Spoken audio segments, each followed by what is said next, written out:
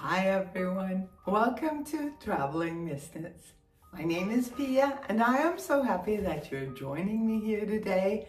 I do have a lot to show. I have been gift knitting again this week. It has brought me a lot of joy. Also, I have started working on a cardigan for my birthday outfit. And I want to talk about the upcoming knit-a-thon and the pattern that is going to be released in connection to the knit-a-thon. But before we get into all that, I want to say a deep felt thank you. Thank you for all the messages, all the comments, all the emails. Thank you so much for being my community, for including me, for taking care of me. That was really moving. A lot of you also shared your stories about your losses, and I found great comfort in that. And I don't know why I found so much comfort in other people's sadness. I think one part of it was hearing that it will get better. It gets better day by day, and it will get better. But I also think that reading through all of these stories, I gradually realized something that I have always known theoretically. I realized that death and loss and sadness is an inherent part of the human condition. Of course, I've always known that, but I've known it in my brain. All of your messages made it sink into my heart. And when that realization is in your heart, it can actually make a difference. It will help you, it will comfort you. So thank you so much for being my teachers. I am very, very grateful for that. And now let's talk knitting, because as I said, I have some significant things to show you. On a less philosophical and much happier note, I finished the blanket for my granddaughter. I have been knitting on this blanket throughout the year, so I am over the moon happy to call it finished now. And I really want to do one of those dramatic blanket reveals where you just let it go and it falls out. I don't know that I'm gonna be able to pull it off, but you know, who knows? Maybe dramatic blanket reveals turns out to be one of my superpowers. I am gonna try for sure. So, are you ready for it? Isn't it beautiful? Isn't it just absolutely gorgeous? I really love this blanket. I am so proud of it. I'm so happy that I managed to do exactly what she asked for. A white blanket with little triangles in all the different colors of the Advent.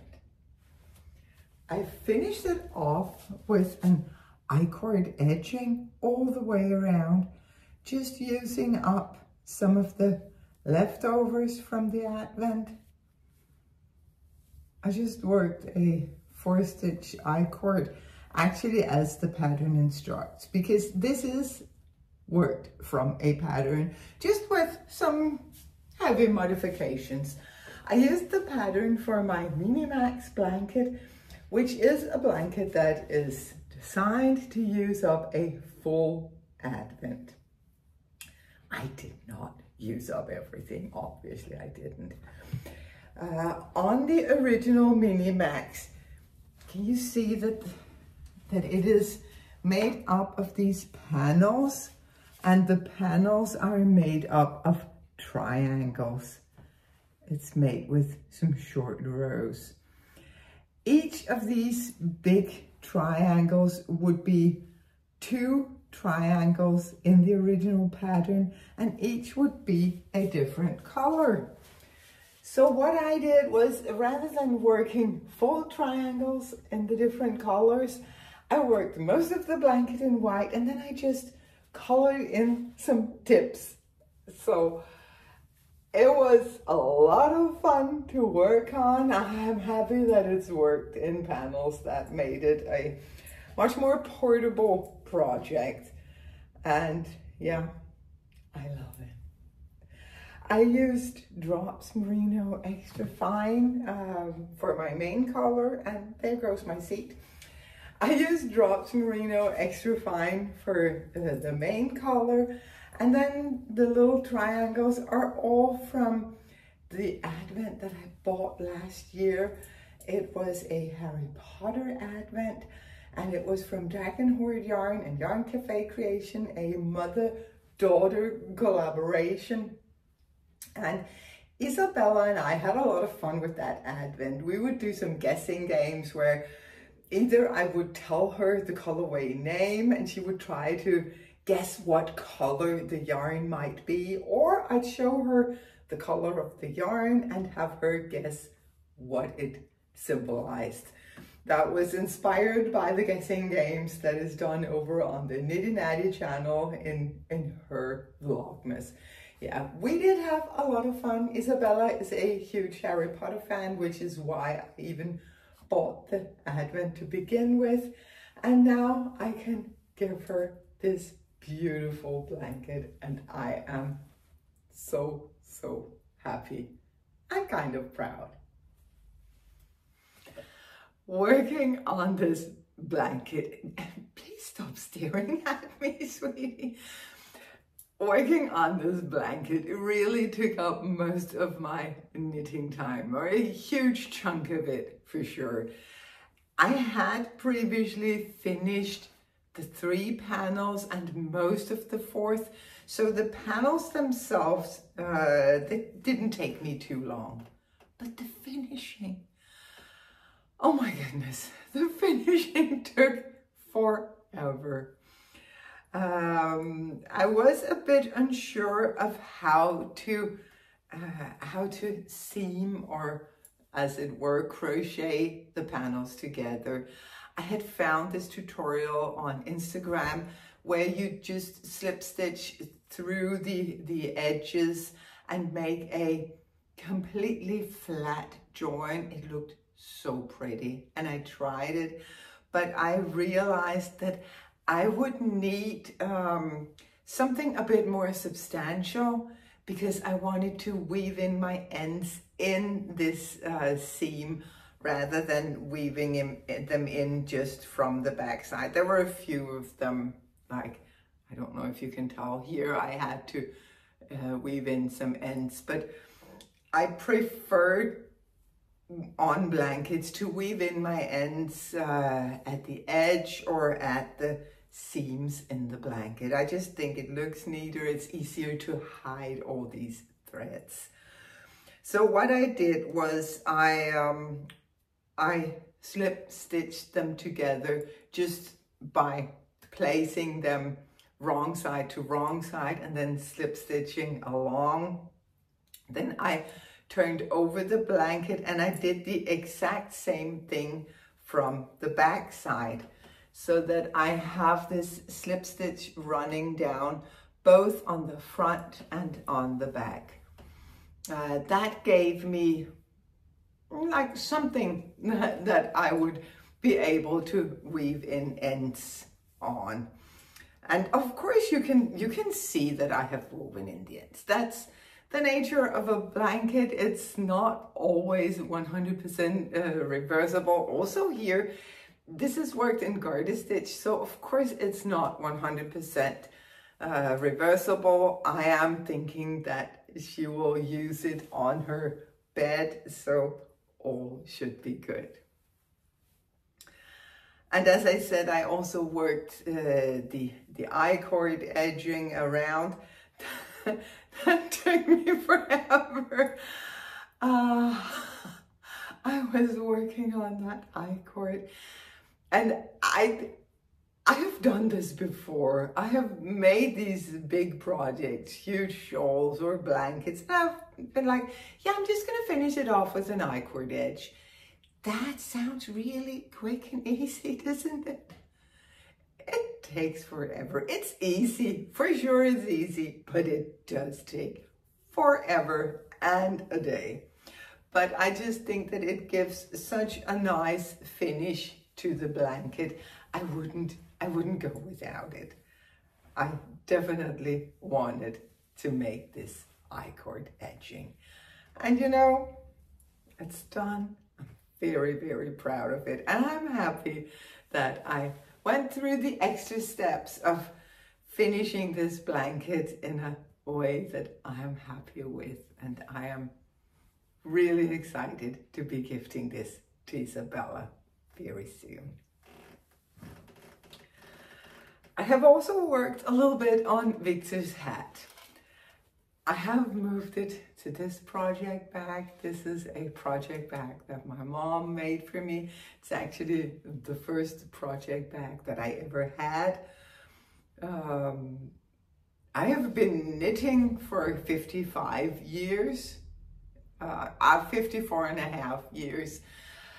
When I discovered YouTube, I was amazed at the project bags. I was like, wow, that is so clever. I would just stuff my knitting in my handbag, or maybe if it was something really delicate, into a plastic bag and then in my handbag. But yeah, I wanted a project bag. I had no idea where and how to get one. But my mom made this one for me, and it is so well made and it is so pretty, and I really treasure it, obviously. It does have the string closing up here rather than a zipper, and I actually really like the drawstring openings. I think they're so easy. And she also put on a leather handle so that I can carry it with me easily. But inside is Victor's little hat. And this is the second iteration of the hat for Victor. Still using the same yarn, the Drops Soft Tweed held together with the Drops Brushed Alpaca Silk. I am using needle size 3.25, which are a really thin needle for this yarn combination, but I want the hat to have some structure. I cast on 88 stitches, and I am sure that it is gonna fit him perfectly. And I have been talking about these hats forever and ever. And I told you on the last episode, if you want to make something that looks like my hats, Pearl Soho has a free pattern on their website. It is called the Watch Cap hat. They do work the decreases just a little bit different than I do, but the result is pretty much the same. If you're interested in making one of these hats, I do suggest you go back and watch the previous episode, because I give some tips on how to make it in all the sizes, because in the Pearl Soho pattern there is a 20 stitch jump from size to size, which is a bit much.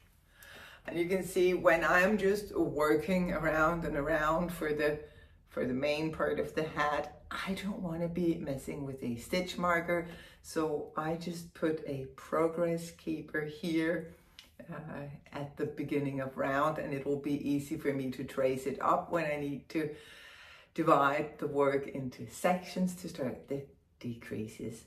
And this is one of the stitch markers from the beautiful Ivana from the Republic of Me. I just checked her shop a couple of days ago, and she had a lot of stitch markers in there. I will link her shop in the description box below, because I really love her stitch markers. They're made of resin, and That just means that it is very, very lightweight. As you can see, it does not pull at all on the knitting. Just sits there and is very, very beautiful. But yeah, I am gonna pick this one up and work on it some more now that I finished the blanket. But I do have one other whip that I am working hard on. Let me just grab that. It is something that I cast on, let me see, I cast it on in Texas, while in Texas, before my mom passed. I cast it on and then I put it aside because my brain, I don't know, my grieving process apparently turned my brain into mush from time to time. I can be sitting working on something and all is good, and then all of a sudden, mush. And I feel like I'm lost. I have no idea what I was working on. Nothing makes sense. So I decided a cardigan was not what I should be working on. I started gift knitting, gift crocheting instead. But now I have picked this one up, this amazing beauty, because I want to wear this for my birthday. On Friday, I am turning 60. I have had a beautiful but challenging birthday year.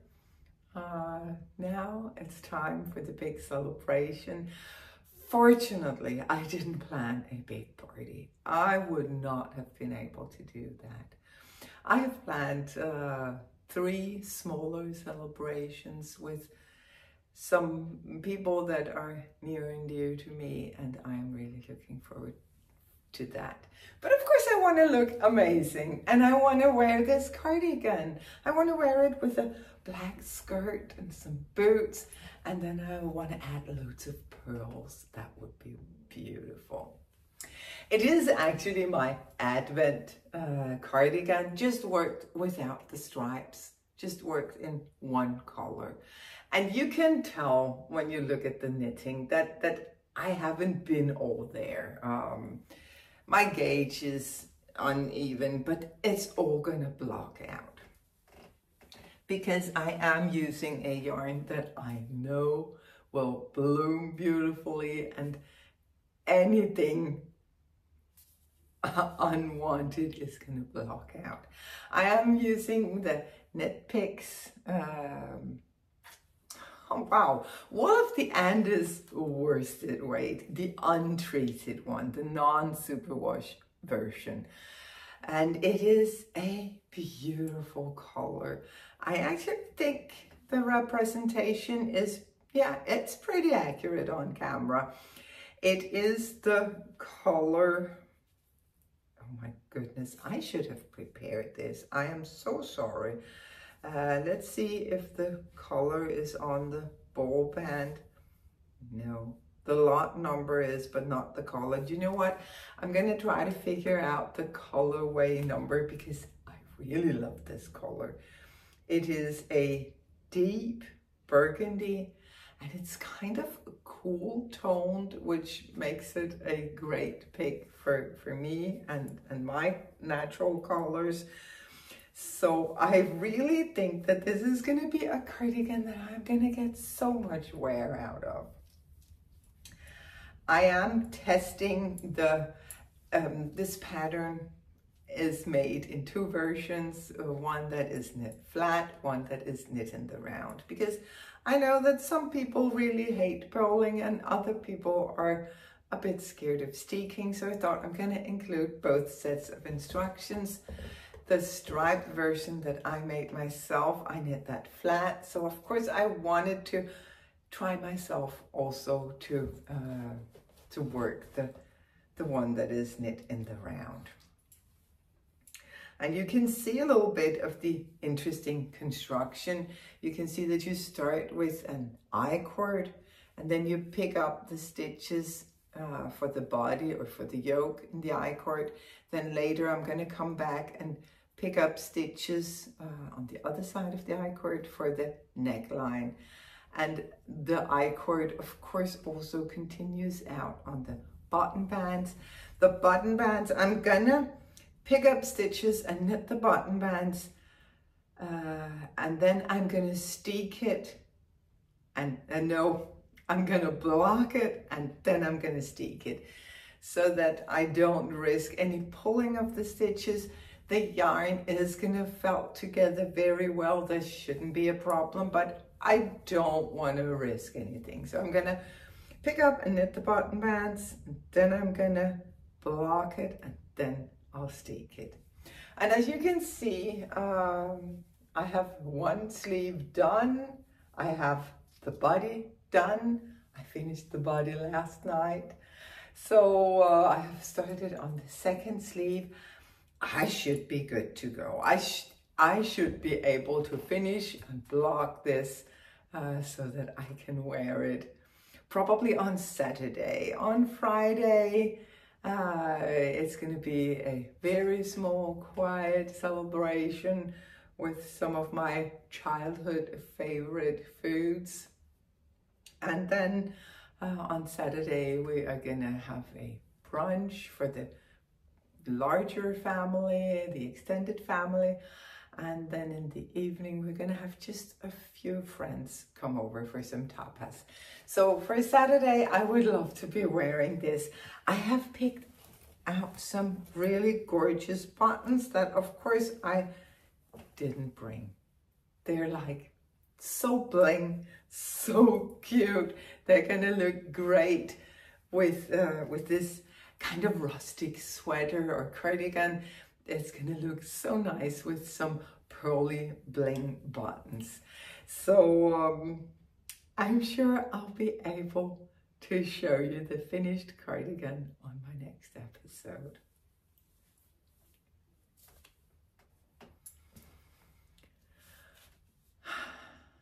The last thing that we're going to talk about is the upcoming knit-a-thon. It is 13 days away. The knit-a-thon is going on November 16 and 17. There is a lot of information on my website. I will link it in the description box below, so that if you have never tried a knit-a-thon, you can go there and learn more about it.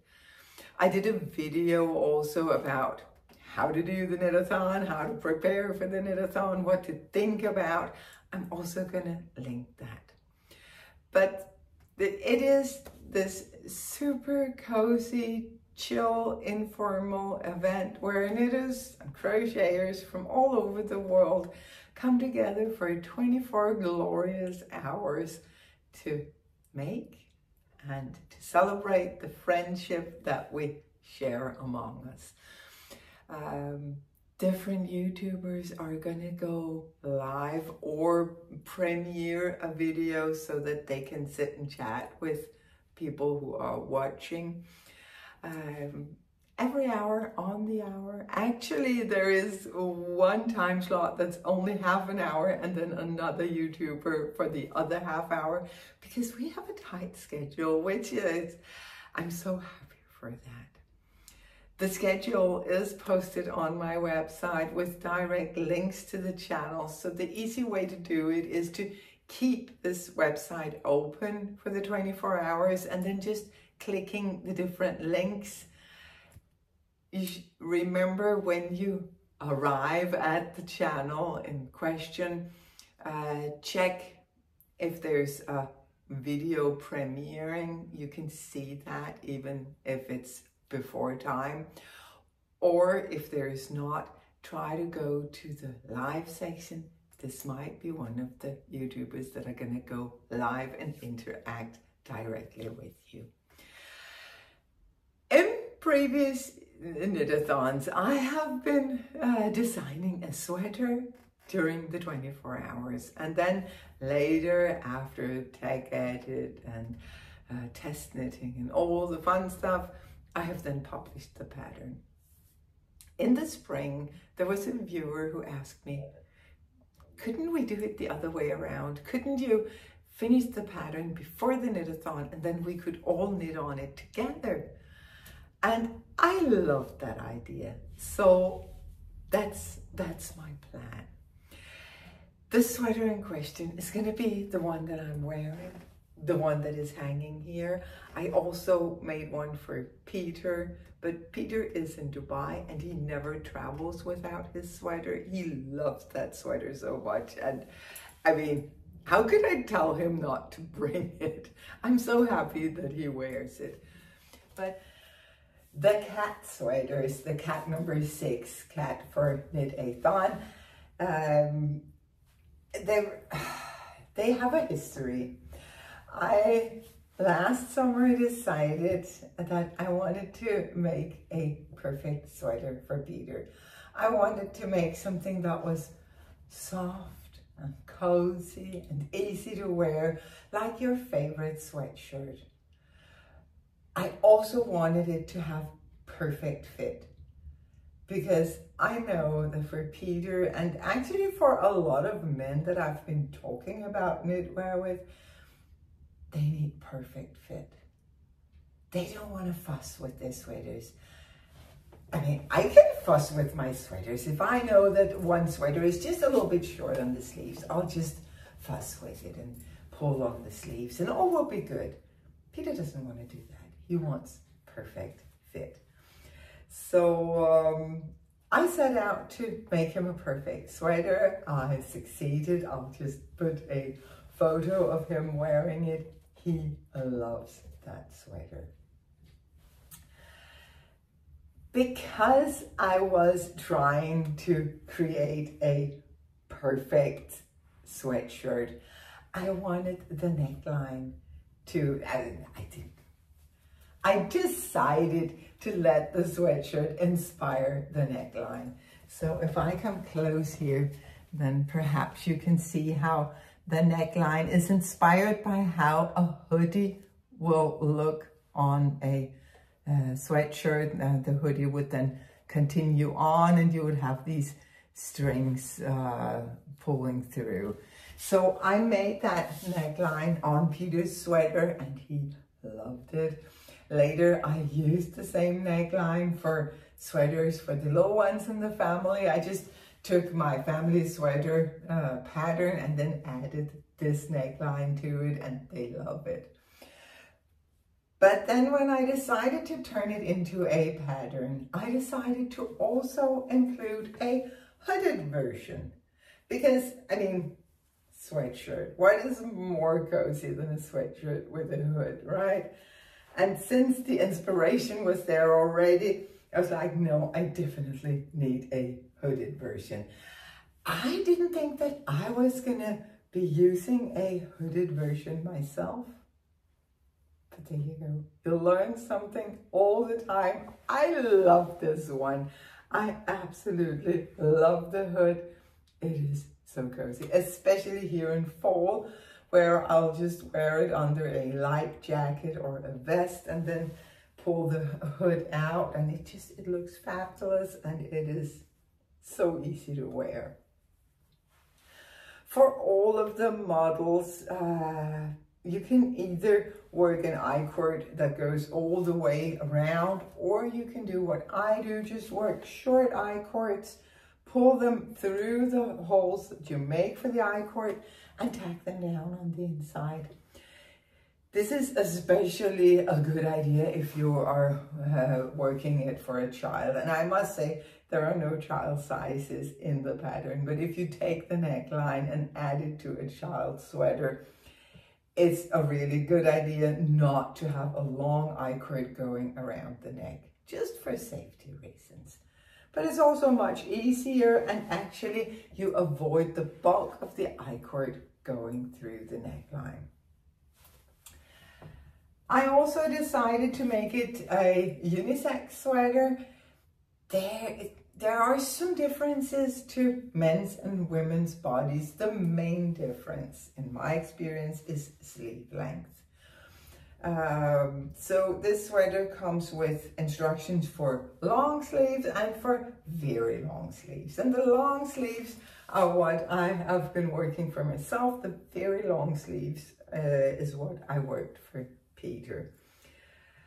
I also included 2 different body shapings. In Peter's version, it's a bit longer than what I'm wearing. It has a lot of short rows, and you can see mine has short rows too. Mine has fewer because many men have more muscle and more volume to their body up here and down over the shoulders. So they actually need quite a lot of short rows for their sweater not to pull up and back. On the more feminine version, I work the short rows and the decreases on the body in a way that kind of pulls the front in and up for a playful little fit. I really like this type of body shaping. I think it's very feminine. I think it's a cute touch to a cozy sweater. So that's what I've been doing on both of mine.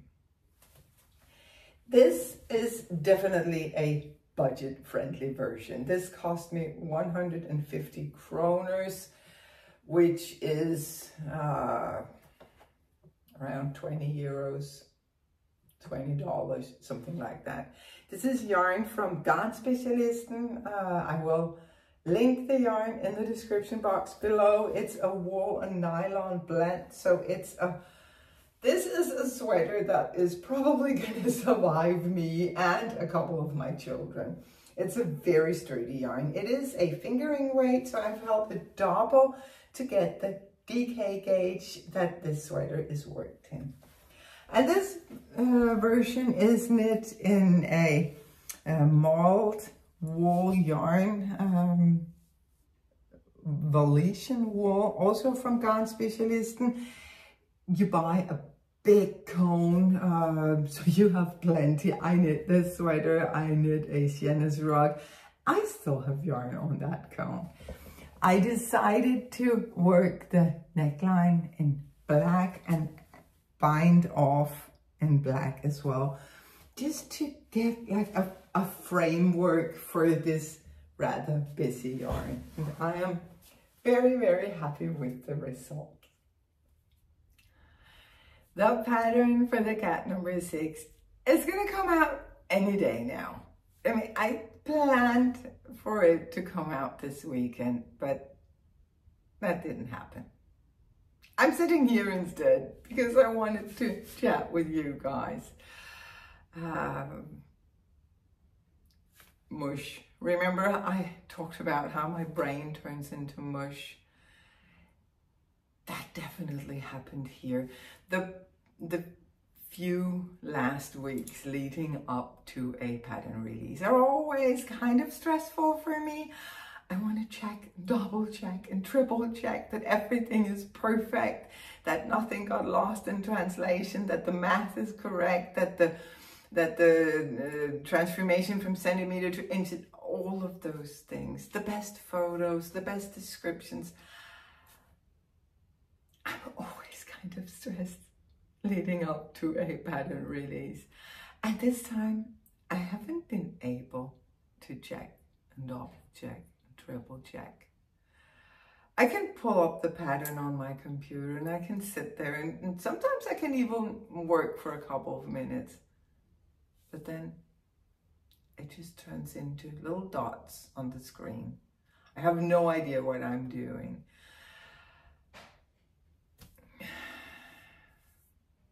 So the pattern has been tech edited, it has been tested, but still, I don't feel confident about this pattern release. And on the other hand, I want the pattern out there, and I want it out there soon because I want anyone who's interested to be able to get the pattern, to find the yarn well in advance so that they're ready for the knit-a-thon. So what I have decided to do is that from the release date and up until the end of the knit-a-thon, this pattern is going to be 50% off. And then I hope that you will forgive me for any mistakes that might be in there, that you will let me know about any mistakes so that I can go ahead and correct them right away. So this is not the best solution, but it's the solution that will work for now. So please forgive me, and I hope that you're going to be okay with this kind of solution. And that was it for the creative content. For life in general, I don't have much. I've been sad. I've also been happy. I can feel how the love that became homeless when my mom died is now slowly but surely finding a new home in the memories of my mom. Yeah, so all is good. My oldest son was here for 10 days. He came home from Texas for my mom's memorial service and stayed here with me, which was, I can't even remember when I had time alone with him last.